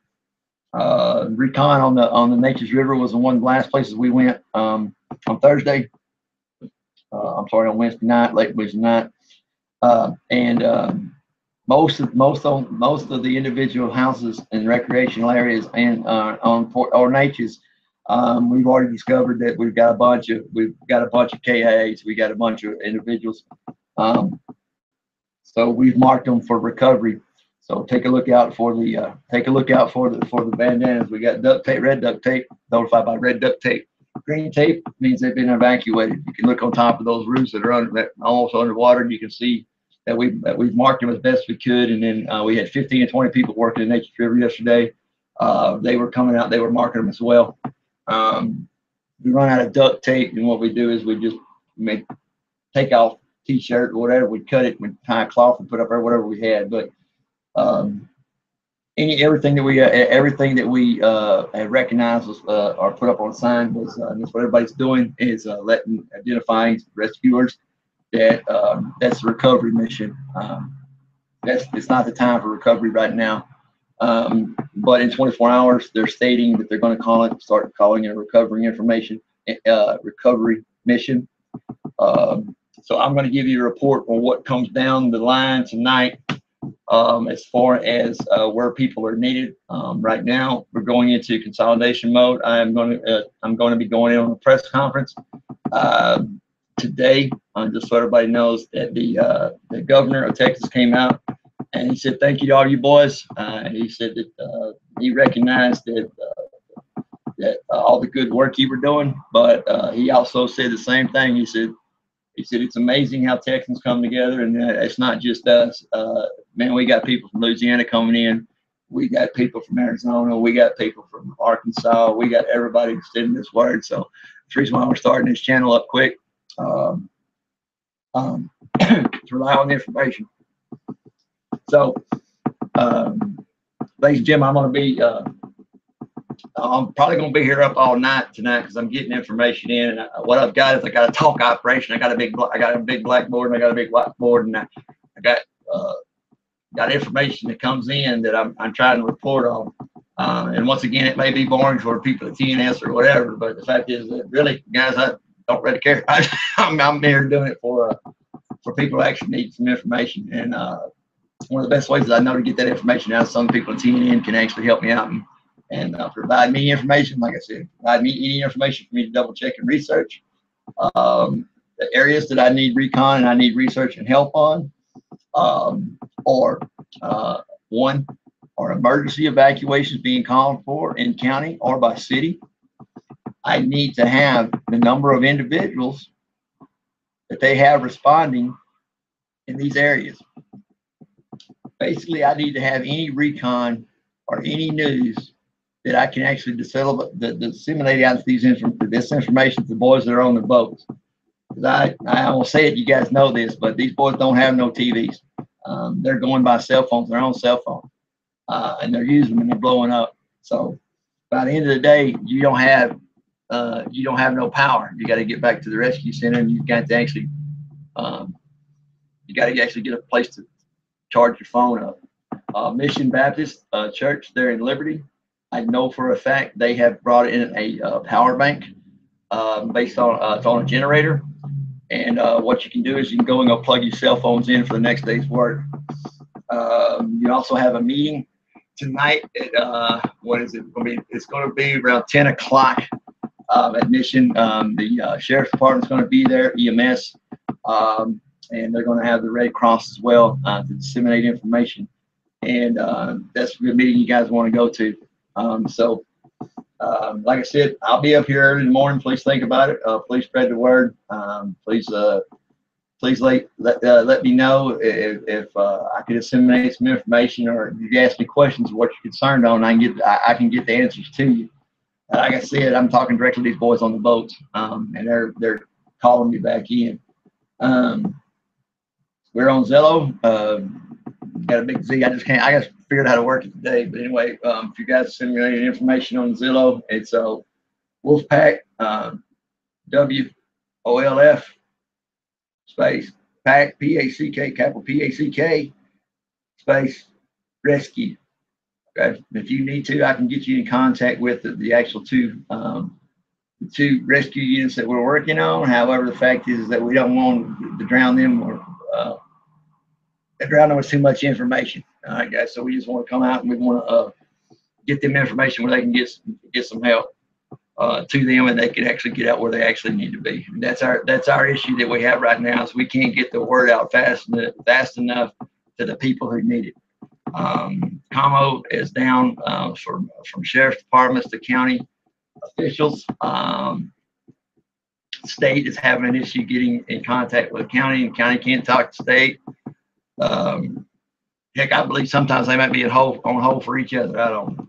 But anyway, that's the issue we've got. And some of the information that these law enforcement agencies are getting in, it's old information, or however, it's incorrect information because it hasn't been verified by anybody. And we're just going off of hearsay, and that's what we're working on. So like I said, I've been out there all the way until late Wednesday night. We came in this morning. I'm telling you, my feet are so swollen. I'm so sunburnt. I had to come in and take a little rest. Now, I do not know at this time if they're going to call a rescue or recovery mission tomorrow. I will keep you updated, because in fact, it's very important, because if it goes to a recovery operation, that means that they will only allow certain officials in, which will be state government, city or county. But I doubt they'll let the city in. It's going to be county, and it's going to be state. Now, FEMA, the National Guard, all these agencies that are here, by the time they got organized and they got down here, they didn't get down here until yesterday.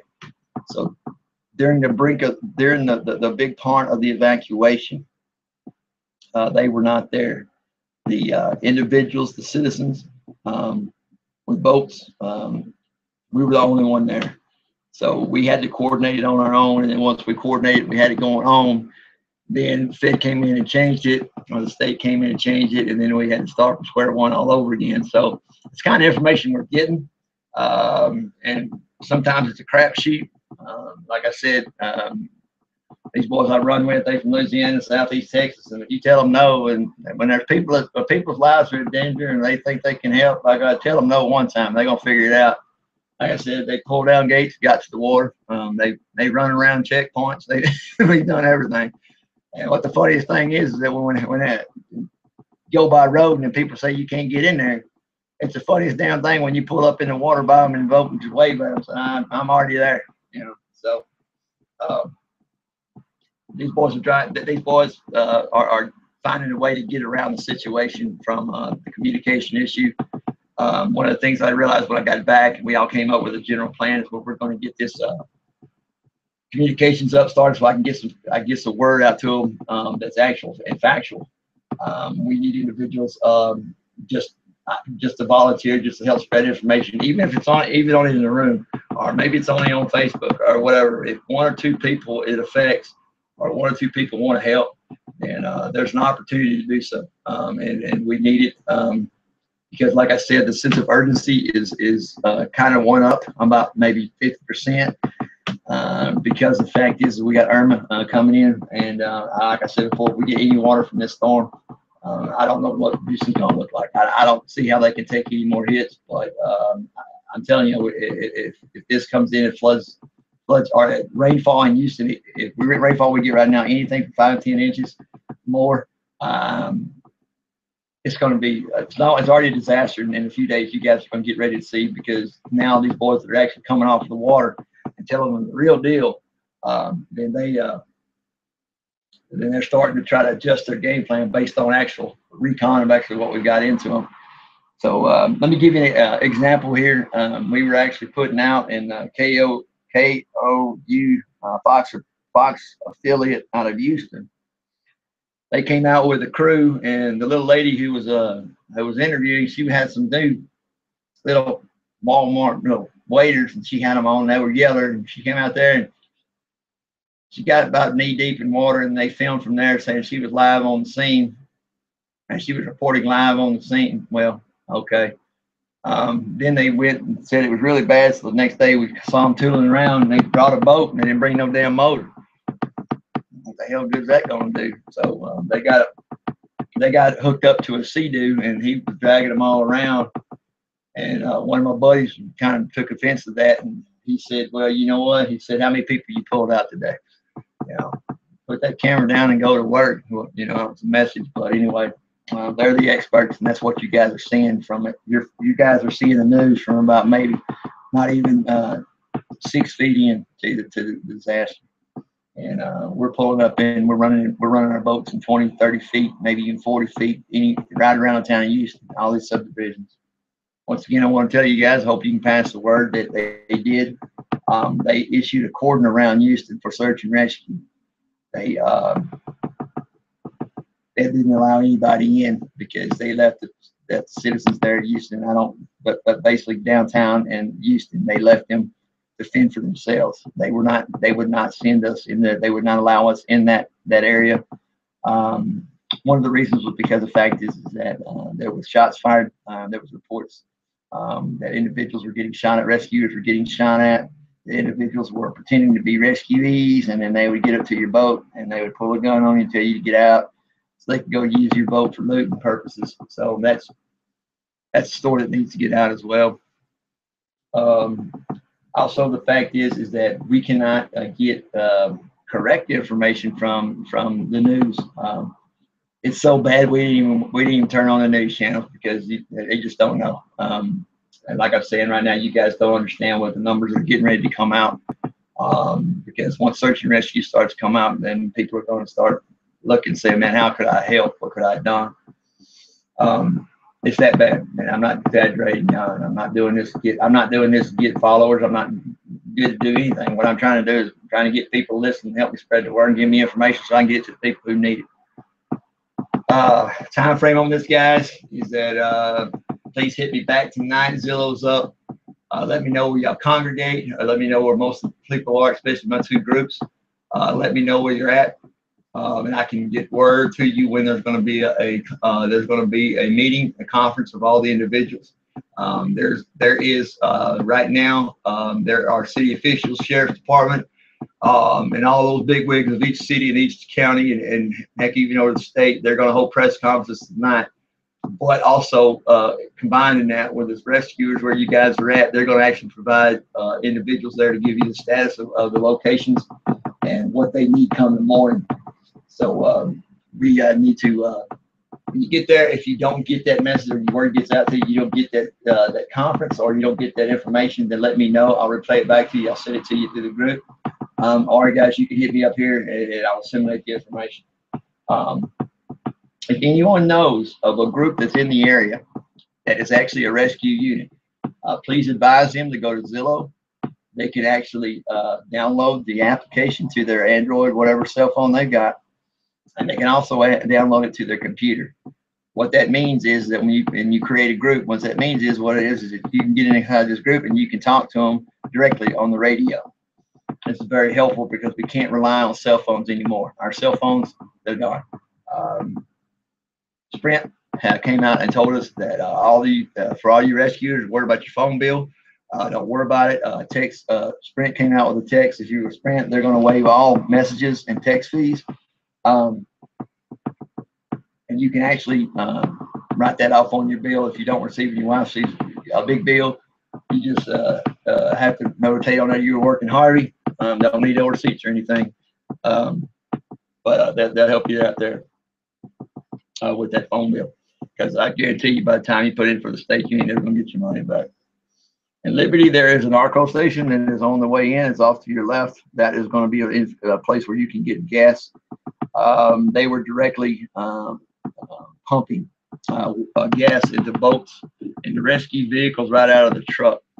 Now, people say, how's that feasible or whatever? Well, the owner of that station, he has 5 to 6 stations local around in that certain area. And what he did was it was Shell station. I thought, no, it wasn't ARCO. I don't know. I've always Shell station. I can't remember anyway, but the Shell station, ARCO station right there. One of the owners, I think both of them, one of them, what we talk about, but both of them have put in a request to bring all petroleum products that they need or they request directly to their locations. So in other words, what you got, boys, if it's filled up, go ahead and pull on in, because the fact is what they're doing is they'll let you pump right out of the tanker trucks for your gas for your truck and gas for your motors. They even got they're shipping in today. These 2 stations will probably receive a big donation from Red Cross for extra gasoline cans. They are 5-gallon, so you can count on that. So basically, you guys that are running on 25 to 90 miles, not 25 to 90 Evinrudes are size engines. You can actually get water. I mean, you can actually get gas there, and you can also, they're going to actually pump in some oil for your guys that are on a 2-way cycle. So any boat breakdowns, you need to disseminate the word. Blue Falcon, I say again, Blue Falcon has the address and a place where you can go, and it's in Conroe. That's the only marine supply place you'll find open right now. It is in Conroe.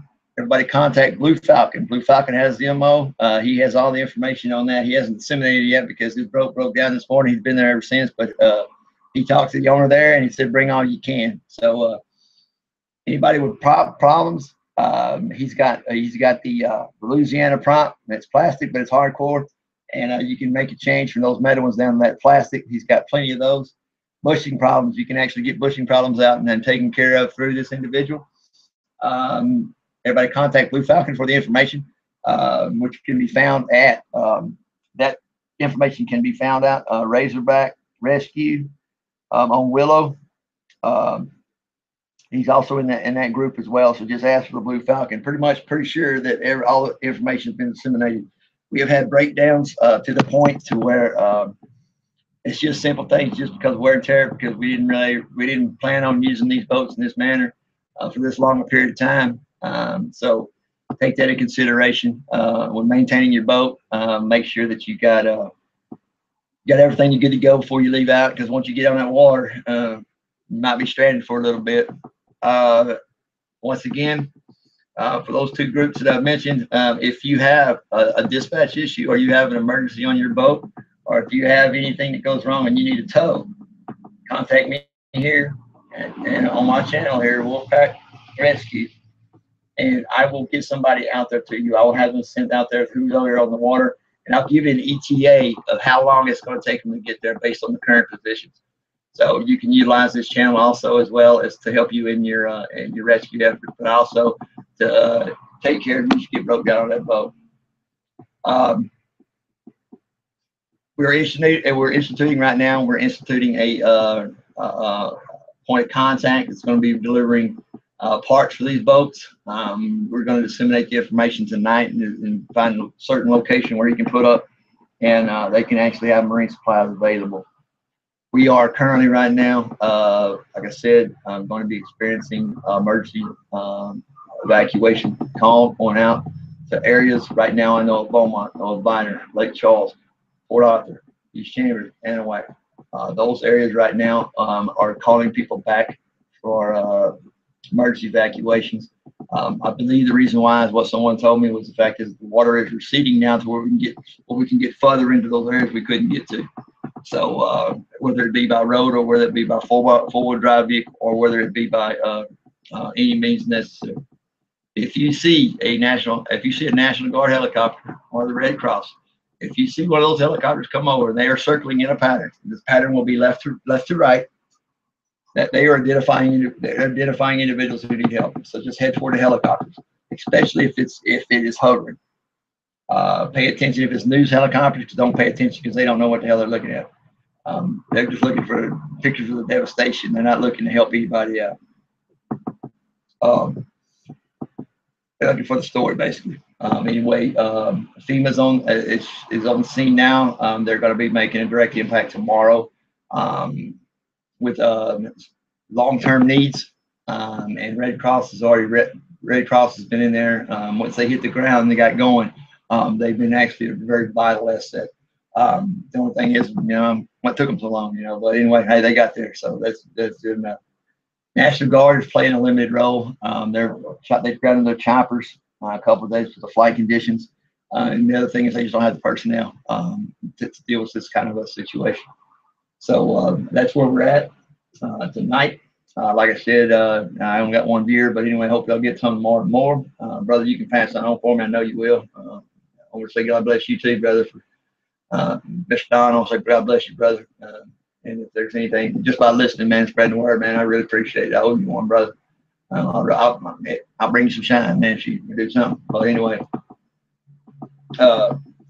we've got this situation ongoing. We are going to shut down right now. We're going to shut the talk down because the fact is that I'm just going to go to broadcast coming over on the Zillow because we got to disseminate information out to these individuals who are hitting the ground, and about this time they're going to be getting finished eating. They're holding these meetings.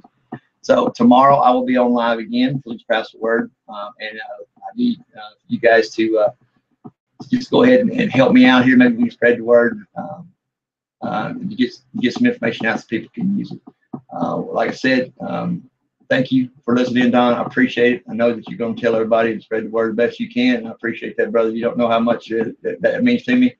Also, Mama, thank you for checking in. Sin, thank you for checking in.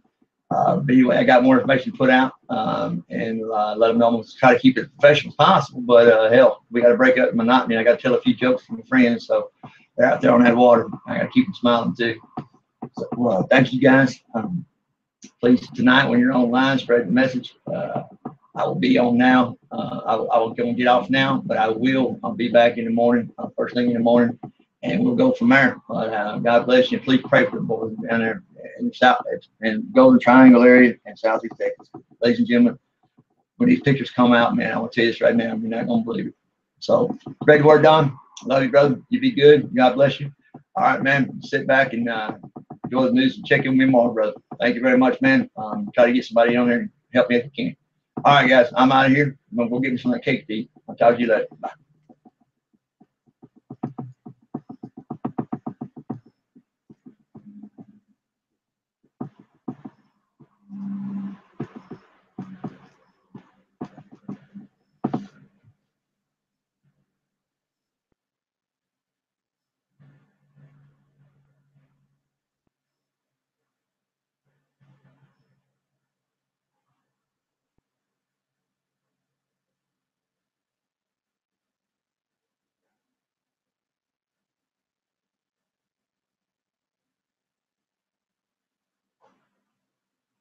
All right, guys, I'm out of here. I guess you guys heard, but anyway, heard the word.